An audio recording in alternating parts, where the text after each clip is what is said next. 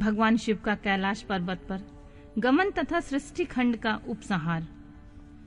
ब्रह्मा जी कहते हैं, नारद मुने, कुबेर के तपोबल से भगवान शिव का जिस प्रकार पर्वत श्रेष्ठ कैलाश पर शुभागमन हुआ है, वह प्रसंग सुनो।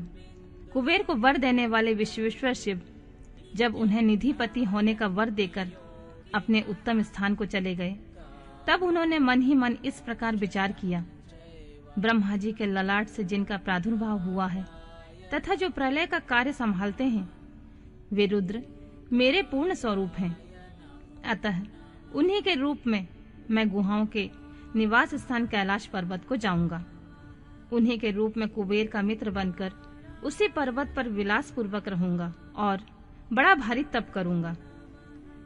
शिव की इच्छा का चिंतन करके उन रुद्रदेव ने कैलाश जाने के लिए उत्सुक डमरू बनाया। डमरू की वह ध्वनि जो उत्साह बढ़ाने वाली थी, तीनों लोकों में व्याप्त हो गई। उनका विचित्र एवं गंभीर शब्द आवाहन की गति से युक्त था, अर्थात सुनने वालों को अपने पास आने के लिए प्रेरणा दे रहा था। उस ध्वनि को सुनकर मैं तथा श्री विष्णु आदि सभी देवता, ऋषि, मूर्तिमान, आगम, निगम और सिद्ध वहां आ पहुंचे। देवता और असुर आदि सब लोग बड़े उत्साह भरकर वहां आए। भगवान शिव के समस्त पार्षद तथा सर्वलोक बिंद महाभाग गणपाल जहां कहीं भी थे, वहां से आ गए। इतना कहकर ब्रह्मा जी ने वहां आए हुए गणपालों का नामोल्लेख पूर्वक विस्तृत परिचय दिया। फिर इस प्रकार कहना आरंभ किया। वे बोले, वहां असंख्य महाबली गणपाल पधारे। वे सब के सब सहस्त्र भुजाओं से युक्त थे और मस्तक पर जटा का ही मुकुट धारण किए हुए थे। सभी चंद्रचूड़, नीलकंठ और त्रिलोचन थे। हार, कुंडल, केयूर तथा मुकुट आदि से अलंकृत थे। वे मेरे श्री विष्णु के तथा इंद्र के समान तेजस्वी जान पड़ते थे। अणिमा आदि 8 सिद्धियों से घिरे थे तथा करोड़ों सूर्यों के समान उद्दासित हो रहे थे। उस समय भगवान शिव ने विश्वकर्मा को उस पर्वत पर निवास स्थान बनाने की आज्ञा दी।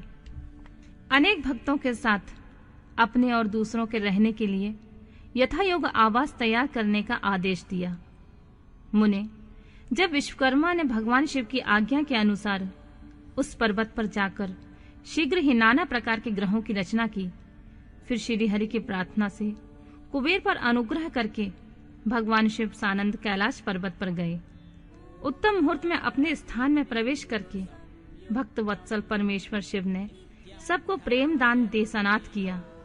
इसके बाद आनंद से भरे हुए श्री विष्णु आदि समस्त देवताओं, मुनियों और सिद्धों ने शिव का प्रसन्नता पूर्वक अभिषेक किया। हाथों में नाना प्रकार की भेंट लेकर सबने क्रमशः उनका पूजन किया और बड़े उत्सव के साथ उनकी आरती उतारी। मुने, उस समय आकाश से फूलों की वर्षा हुई जो मंगल सूचक थी। सब और जय जयकार और नमस्कार के शब्द गूंजने लगे। महान उत्साह फैला हुआ था जो सबको सुख बढ़ा रहा था। उस समय सिंहासन पर बैठकर श्री विष्णु आदि सभी देवताओं द्वारा की हुई यथोचित सेवा को बारंबार ग्रहण करते हुए भगवान शिव बड़ी शोभा पा रहे थे। देवता आदि सब लोगों ने सार्थक एवं प्रिय वचनों द्वारा लोक कल्याणकारी भगवान शंकर का पृथक पृथक स्तवन किया। सर्वेश्वर मुने प्रसन्नचित वह स्तवन सुनकर उन सबको प्रसन्नता पूर्वक मनोवांछित फल एवं अभीष्ट वस्तुएं प्रदान की। मुने, तदनंतर श्री विष्णु के साथ मैं तथा अन्य देवता और मुनि मनोवांछित वस्तु पाकर आनंदित होकर भगवान शिव की आज्ञा से अपने अपने धाम को चले गए। कुबेर भी शिव की आज्ञा से प्रसन्नता पूर्वक अपने स्थान को गए। फिर वे भगवान शंभु, जो सर्वथा स्वतंत्र हैं, योग परायण एवं ध्यान तत्पर होकर पर्वत प्रवर कैलाश पर रहने लगे। कुछ काल बिना पत्नी के ही बिताकर परमेश्वर शिव ने दक्ष कन्या सती को पत्नी के रूप में प्राप्त किया। देवर्षि फिर वे महेश्वर दक्ष कुमारी सती के साथ विहार करने लगे और लोकाचार पारायण से सुख का अनुभव करने लगे। मुनीश्वर, इस प्रकार मैंने तुमसे यह रुद्र के अवतार का वर्णन किया है। साथ ही उनके कैलाश पर आगमन और कुबेर के साथ मैत्री का प्रसंग सुनाया है। कैलाश के अंतर्गत होने वाली उनकी ज्ञानवर्धिनी लीला का वर्णन किया है, जो इहलोक और परलोक में सदा संपूर्ण मनोवांछित फल देने वाली होती है।